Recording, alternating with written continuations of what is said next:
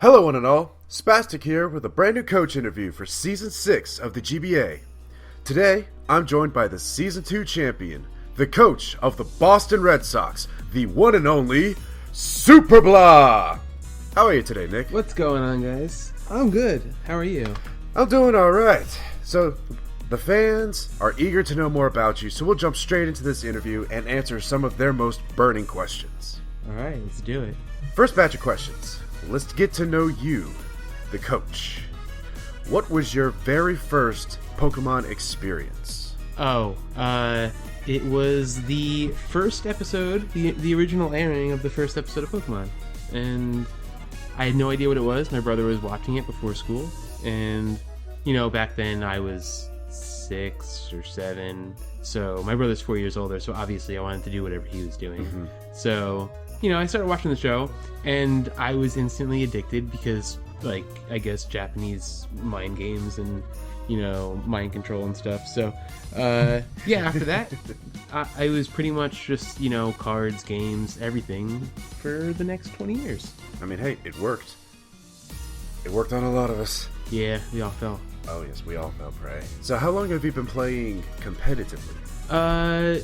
It'll be 8 years this August. Do you have any tiers that you specify in, or any other formats? No, I pretty much play everything.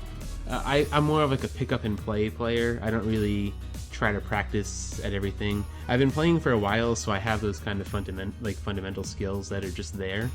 And the game, regardless of what tier it is still the same, at least in my opinion. I know tiers play differently and the metagame shifts, but when you're playing the game, you still play the same way. You just have different things to use in each tier. So it comes down to understanding the game more so than understanding the tier, especially in the league format, because all the tiers are merged together.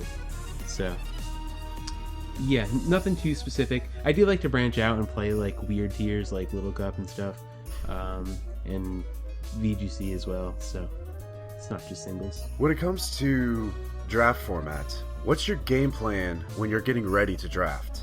Oh, okay. So I look at my first pick, whatever number I'm drafting. Season 2, I had the 3rd overall pick. I knew the first 2 picks because the people already announced them, so I already knew what I wanted. I figured I'd take the best thing on the board every round, or for the first pick, take the best thing on the board. Take the most powerful thing you can get. This year, obviously, I may not do that. I don't know. It's hard to pick what's the best thing because there are so many good things. But back in Season 2, I took Deoxy Speed. Clearly, it was the best thing because now it's banned from the league. Oh, yes. But usually, your first round pick, you want to pick the most impactful mon. You don't want to take something for utility. Chansey's a good mon. It's really good, but you don't take it in the first round because you want something that can impact the game in such a way that your opponent has to prepare for it and probably can't stop it with multiple things. So I think for the first round, the most important thing is to take something that is unparalleled offensively. Maybe, things like Skarmory can go, because they're so rare and the fact that they're the best thing in the game at what they do. But usually I go for, unmatched offense in a certain category. So if there was such a Pokemon that you could draft over and over every season because you just can't live without it or it's just that good, which one would it be? Oh, that's a good question. I think, and it's a pretty easy answer for me, I would say Melodic. I think Melodic is the best Pokemon in Draft League for its value. Anything that's in Tier 1 is obviously very good, but Melodic, being, I believe, Tier 2, is on par with most Tier 1 defensive Pokemon, even better than most in League. I think that its value as a Tier 2 makes it even more valuable to the team. And having used it, and knowing that it's going to be usable every week, there's nothing that it can't take. You can have it take electric moves because of its bulk, and then fire back with Mirror Coat. So it's really hard. You can't just counter Melodic unless you have something that blocks toxic, takes scald. So like a heal bell Vaporeon can do it until it runs out of heal bells, like stuff like that. Melodic is just it's really good. I think if I had the opportunity to have Melodic on every single team, I would take that over any other Mon, because everything else you can draft replacements for.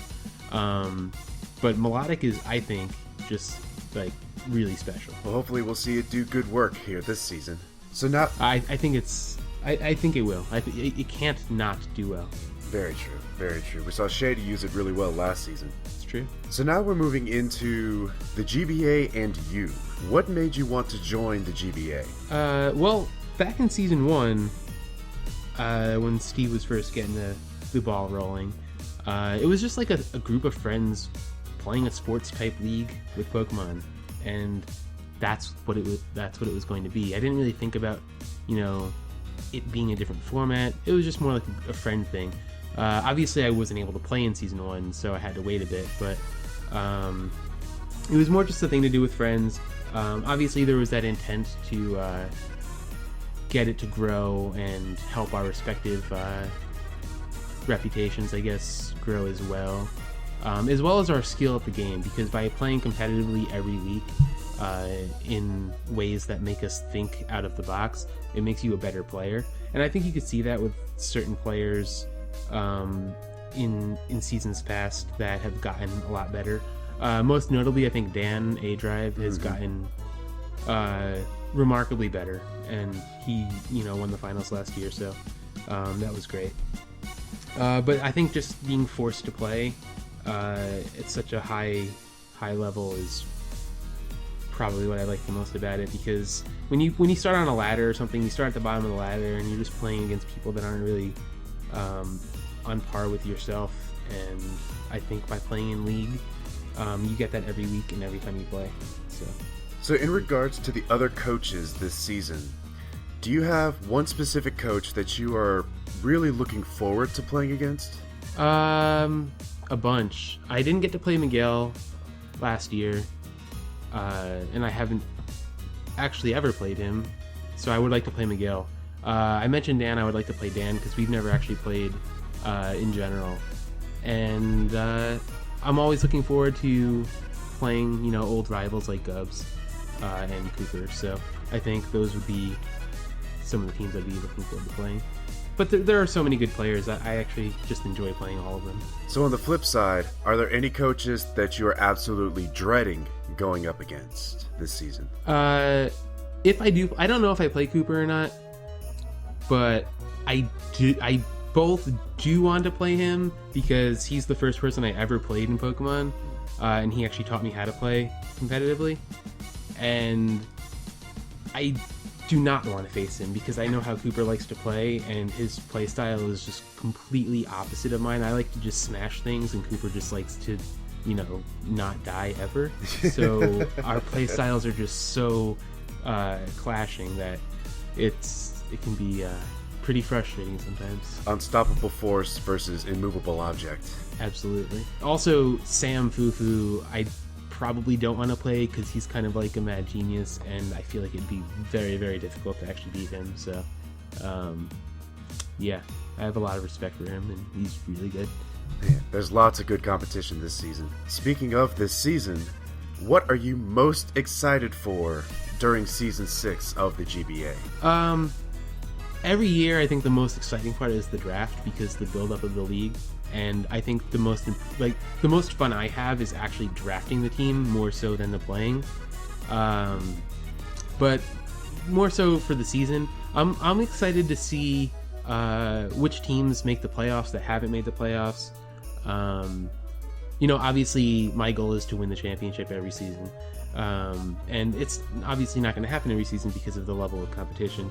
But I'm excited to see somebody, if I can't win, I want to see somebody that has never won before win, because I think it's just a great experience, and I would like to see everybody do it at least once. I think it's pretty cool. Most definitely. So now we're moving into this lightning round of questions. Okay. It's just going to be a simple choice between decision between two choices, and just no thinking, just answer. So here we go. Cartridge or Showdown? Cartridge. Oras or XY? XY. Sweep or Stall? Sweep. Hoenn or Sinnoh? Sinnoh. Live commentary or post-com? Postcom. Toxic or Will-O-Wisp? Toxic. Volt switch or U-turn? U-turn. Competitive or defiant? Ooh, competitive. Acrobike or mock bike? Acrobite. Play competitive or play for fun? Competitive. Technical team or creative team? Creative. Trade or free agency? Ooh, trade. GG or rage quit? Rage quit. Absolutely. It's like, nope, I'm done. Bye. Yep. Well, that is it for these questions. Thank you so much for your time, Nick, and we look forward to seeing you in action in Season 6. All right, that was great. All right, well, that is it for this interview. Thank you all for joining us, and we're out of here.